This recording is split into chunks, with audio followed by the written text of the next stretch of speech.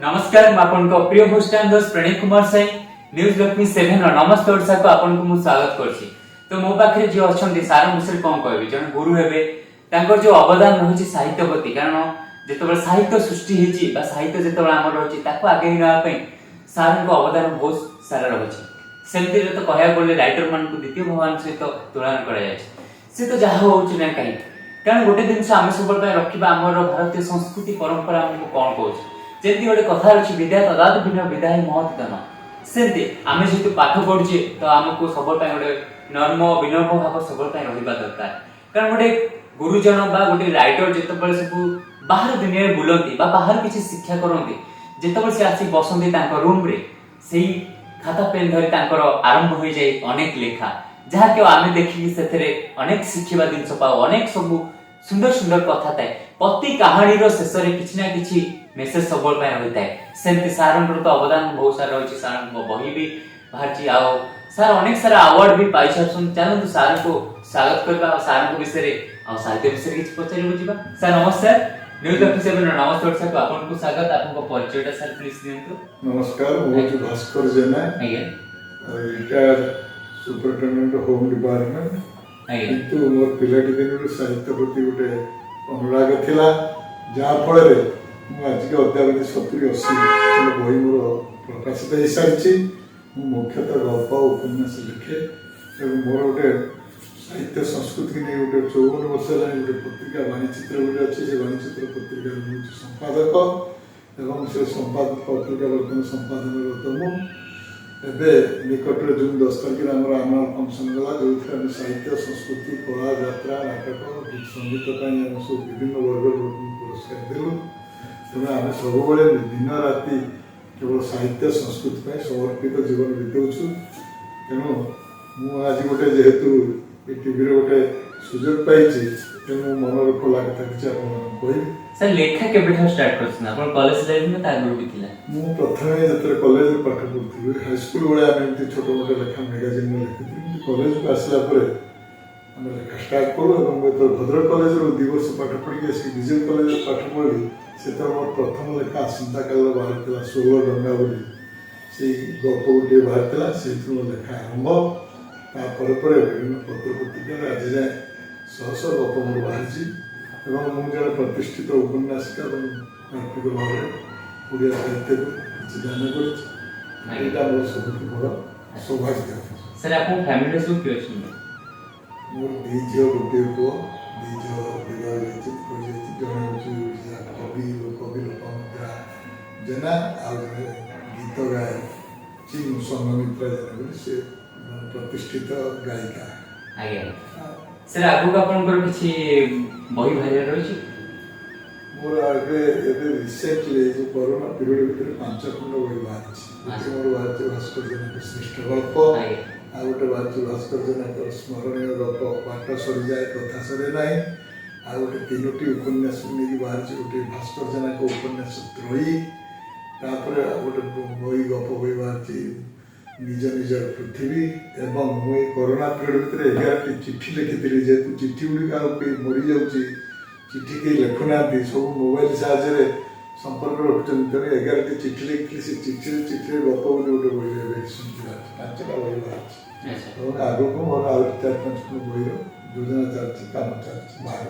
Sir out question गसे जेहेतु आपन बहुत पुराना तो लेखा से तो बहुत जड़ित रहिछन्ती तो हमर जो आगु जो सब लेखक माने लेखुतिले एबे जो नया पीढ़ीर लेखक लेखछन ता भीतर सब फरक कोन रही कि समान ना किछ अलग रहउछ आगु जो माने लेखुतिले से लेखक मान को टिके कष्ट करियो पड़ता साधना करियो पड़ता बहुत जिनस अनुभव भीतर से होतले बहुत जगह को जाउतिले सपोज अपन डॉक्टर गोपीनाथ महांती एतो प्रतिष्ठित लेखक लेकिन से कोरापुर जाइछन्ती आदिवासी से विशिष्ट से देखाइछन्ती नाचिछन्ती खेलिछन्ती ताको पर लिखिले प्रतिष्ठित किंतु आजिर लेखक जो लिखुछन्ती सेमानकर सते अध्यवसाय नाही से सेमती पढुना सेमानकर अनुभव नाही तेणु से लेखा गुड़ाक जनादृत हो नाही कारण मु जदि भुवनेश्वर बसी गोटे चाष हल करता मूल्यार कथा लिखिबी जहाँ आजिर लेखक ताहा जी बिलमंड को जाए से जो हल करता खरार हल करता चाषी पाखर पहुँचल तार जो दृश्य देखी तार जो जंत्रा को अनुभव करी लिखिले जहाँ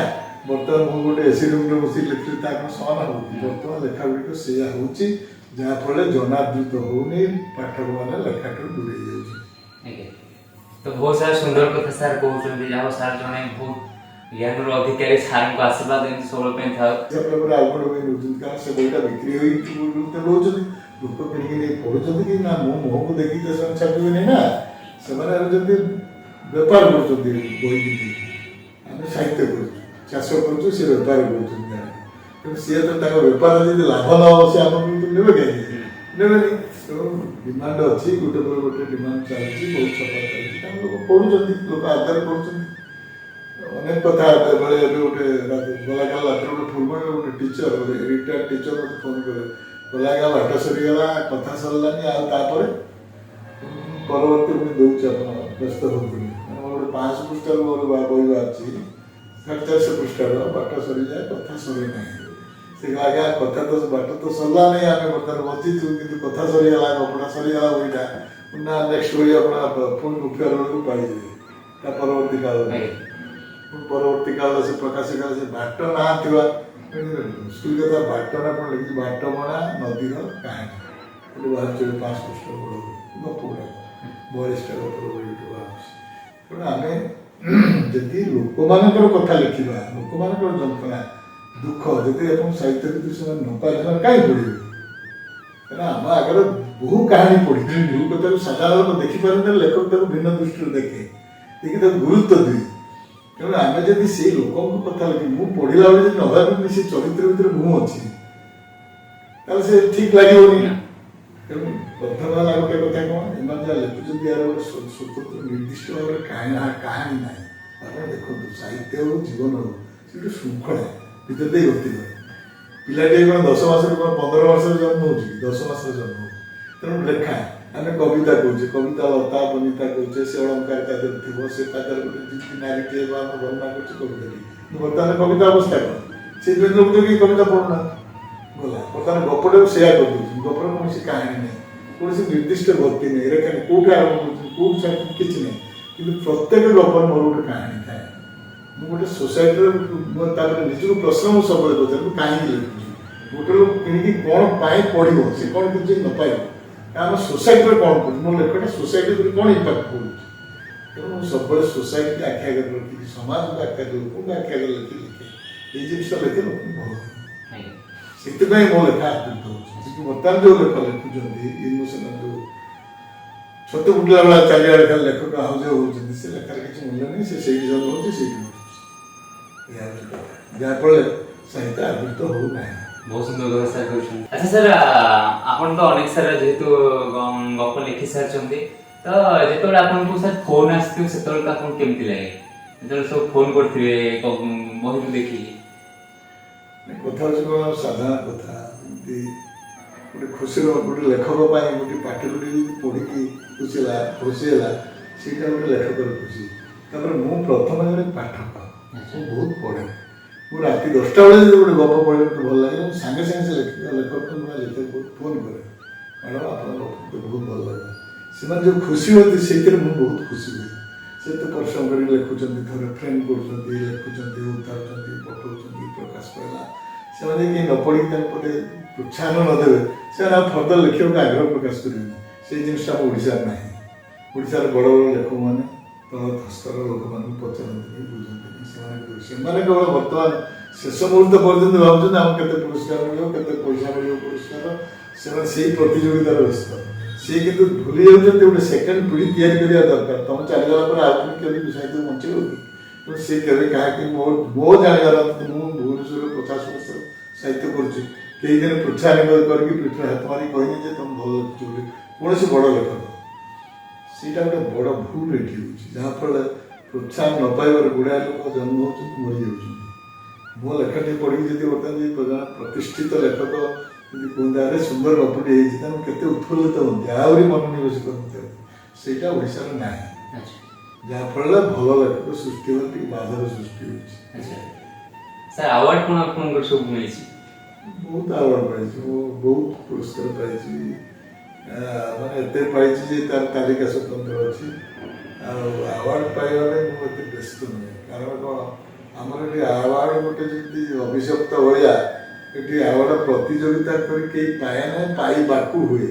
ତା କାରଣ ହେଉଛି ଯେ ଆୱାର୍ଡ ଯେଉଁମାନେ ସବୁ ପାଉଛନ୍ତି ସେ ସବୁ ବ୍ୟବସ୍ଥା କରିକି ପାଉଛନ୍ତି, କିନ୍ତୁ ସ୍ୱତଃ ଯେମିତି ଆଗରୁ ଆୱାର୍ଡ ଦିଆଯାଇଥିଲା ଏଇ ଲେଖାରେ ଏଇ ବହିରେ ସେମିତି ଆଉ ଆଜିକାଲି ନାହିଁ। ସେ କଳୁଷିତ ହେଇଗଲାଣି, ଯାହାଫଳରେ ଆୱାର୍ଡ ଗୁଡ଼ିକ ବର୍ତ୍ତମାନ ତାର ନିଜର ମୂଲ୍ୟବୋଧ ହରାଇ ବସିଲେଣି। ସାର୍ ଏଇ ଯୋଉ ଲେଖା ଜାରି ରଖିଛନ୍ତି ଆଗରୁ ଏମିତି ଜାରି ରଖିବେ ସାର୍? ଲେଖା ମୋର ପେଶା ହେଇଯାଇଛି, ଚାକିରି ମୋର ପେଶା ଥିଲା, ଲେଖା ମୋର ଖୁସି ଥିଲା। ଚାକିରି ରିଟାୟାର୍ଡ ପରେ ଲେଖା ମୋର ଏକମାତ୍ର ପେଶା, ବୃତ୍ତି, ସବୁ କିଛି ଲେଖା। ଆଜ୍ଞା ତେଣୁ ମୁଁ ଦିନ ରାତି ପଢ଼େ, ଲେଖେ, ସମୟ ଆଦୌ ନଷ୍ଟ କରେ ନା। କାରଣ ମୋ ଜୀବନ ବର୍ତ୍ତମାନ ଶେଷ ପୃଷ୍ଠାରେ, କୋଉ ମୁହୂର୍ତ୍ତରେ ଧରିପାରିପାରେ। ତେଣୁ ମୁଁ ଯାହା ଚାହିଁବି ସୁସାଇଡ୍। ତେଣୁ ମୋ ବାପା ହେଉଛନ୍ତି ସ୍ୱାଧୀନତା ସଂଗ୍ରାମୀ, ସିଏ ହେଉଛନ୍ତି ମୋ ଛାତି ଭିତରେ ସବୁବେଳେ ଅହରହ ଥାନ୍ତି। ତେଣୁ ତାଙ୍କରି ଆଦର୍ଶ, ମୋ ପରିବାରର ପ୍ରଚେଷ୍ଟା ଯୋଗୁଁ ମୁଁ ଆଜି ଏଇଠି ପହଞ୍ଚିପାରୁଛି। ଆଜ୍ଞା। ତ ସାର୍ ବହୁତ ସୁନ୍ଦର କଥା କହିଲେ। ସାର୍ ଲାଷ୍ଟ ଯିବା ପୂର୍ବରୁ ଆଉ କିଛି କହିବାକୁ ଚାହିଁବେ? ମୋର ମେସେଜ ହେଉଛି ସୋସାଇଟିକି, ବର୍ତ୍ତମାନ ସମାଜ, ଦେଶ ଗ୍ଲୋବାଲାଇଜେସନ୍ ପରେ ଯେଉଁ ବିଦେଶୀ ସଭ୍ୟତା ମାଡ଼ି ଆସୁଛି, ଯାହାଫଳରେ ବିଦେଶରେ ଆମେ ଭଲ କଥାଟାକୁ ନ ଶିଖି ଆମେ ଯେଉଁଭଳି ଭାବରେ ସେମାନଙ୍କର ଅପସଂସ୍କୃତିକି ଗ୍ରହଣ କରୁଛୁ, ଯାହାଫଳରେ ବର୍ତ୍ତମାନ ଆମ ସଂସ୍କୃତି ଗୋଟେ ଖେଚୁଡ଼ି ଅବସ୍ଥାରେ ଅଛି। ଆଚ୍ଛା, ଆମେ ଯେଉଁ ରିନାସ ଷ୍ଟେଜ୍ରେ ଅଛି, ପୁରୁଣାକୁ ଛାଡ଼ି ପାରୁନି, ନୂଆକୁ ଗ୍ରହଣ କରିପାରୁନି, ବର୍ତ୍ତମାନ ଯେମିତି ବାପା ମାଆକୁ ସମସ୍ତେ ନେଗ୍ଲେକ୍ଟ କରୁଛନ୍ତି, ଏଇଟା ତ ଆମ ସଂସ୍କୃତିରେ ନଥିଲା। କିନ୍ତୁ ସେଇଟା ଆଜିକାଲି ଧୀରେ ଧୀରେ ସେଇଟା ବଢ଼ିଯାଉଛି। କ'ଣ ପାଇଁ? ଯେ ୱେଷ୍ଟର୍ଣ୍ଣାଇଜ ସଂସ୍କୃତିର ପ୍ରଭାବ। ଦ୍ୱିତୀୟ କଥା ହେଉଛି କ'ଣ, ଲୋକମାନେ କିଏ ପରିଶ୍ରମ କାତର ହେଉନାହାନ୍ତି, କିଏ ବୁଝୁନାହାନ୍ତି ଯେ ପରିଶ୍ରମ କଲେ ଆମେ ତାର ଫଳ ମିଳିବ। ସମସ୍ତେ ଖୁବ୍ ଯେମିତି ଶସ୍ତାରେ ଜୀବନଟାକୁ ବଢ଼ିବାକୁ ଚାହୁଁଛନ୍ତି, ଯେଉଁଟା ଅଧା ବାଟରେ ଭାଙ୍ଗି ପଡ଼ନ୍ତି, ଯାହାଫଳରେ ଆମେ ଟୋଟାଲ ସୋସାଇଟିଟା ବର୍ତ୍ତମାନ ଅଦ୍ଭୁତ ଅବସ୍ଥାରେ ଅଛି। ତାକୁ ସଜାଡ଼ିବାର ଦାୟିତ୍ୱ ହେଉଛି ଗୋଟେ ଲେଖକ। ମୋତେ ଯିଏ ପଚାରେ ଯେ କାହିଁକି ସାହିତ୍ୟ ଠାରୁ ଲେଖାଟା ଲୋକ ଦୂରେଇ ଦେଉଛି, ମୋର ନିଜକୁ ପ୍ରଶ୍ନ ପଚାରେ, ଆପଣମାନେ କ'ଣ ଲେଖୁଛନ୍ତି ଯେ ପଢ଼ିବେ? ସେଇଟା ଗୋଟେ ପ୍ରଥମ ପ୍ରଶ୍ନ। ଆପଣ ଯଦି ସେମାନଙ୍କର ଦୁଃଖ, ସେମାନଙ୍କର ଯନ୍ତ୍ରଣା, ସେମାନଙ୍କର ଅସୁବିଧା ସୁବିଧା ଆପଣଙ୍କ ଲେଖା ଭିତରେ ଯେଉଁ ଜିନିଷଟା ସେ ଦେଖିପାରୁନାହାନ୍ତି, ବାଟ ପାଉନାହାନ୍ତି, ସେଇଟା ଯଦି ପ୍ରକାଶିତ ହୁଅନ୍ତା ତାହେଲେ ସେମାନେ ନିଶ୍ଚୟ ପଢ଼ନ୍ତି। ସେ ଜିନିଷ ହେଉନାହିଁ। ଗୋଟେ ସମୟରେ ନାଟକ ବିଷୟରେ କ'ଣ ହେଲା, ଲୋକ ନାଟକ ଦେଖିଲେନି, ପୁଣି ଆମେ ନାଟକ ଟର୍ନ କରିକି ପୁଣି ଆସିଗଲା ବାସ୍ତବ ଜୀବନ। ଗୋଟେ ସମୟରେ କବିତା ସେରେ କ'ଣ ହେଲା, ଧୀରେ ଧୀରେ କବିତା ସେକୁ ଲୋକ ଦୂରେଇ ଗଲେ କବିତାଠାରୁ, ପୁଣି ଫେରିଲେଣି ଧୀରେ ଧୀରେ। ଗପ ଉପନ୍ୟାସ ବର୍ତ୍ତମାନ ସେଇ ଅବସ୍ଥାରେ ଅଛି, ସେ ପୁଣି ଧୀରେ ଧୀରେ ଫେରିବ ନାହିଁ ଏମିତି ନୁହେଁ, ନିଶ୍ଚୟ ଫେରିବ। କିନ୍ତୁ ସେ ପର୍ଯ୍ୟନ୍ତ ଆମ ଧୈର୍ଯ୍ୟ ସହିତ ସାଧନା କରିବାକୁ, ଅପେକ୍ଷା କରିବାକୁ। ତ ଏଇ ଥିଲା ସାର୍ଙ୍କ କାହାଣୀ। ଆଉ ସାର୍ ତ ଅନେକ ସାରା ଜିନିଷ ଆଗକୁ ଚାଲିଛି ସାର୍ଙ୍କର। ସାର୍ ତ ଆପଣମାନେ ସମସ୍ତେ ଜାଣିଥିବେ।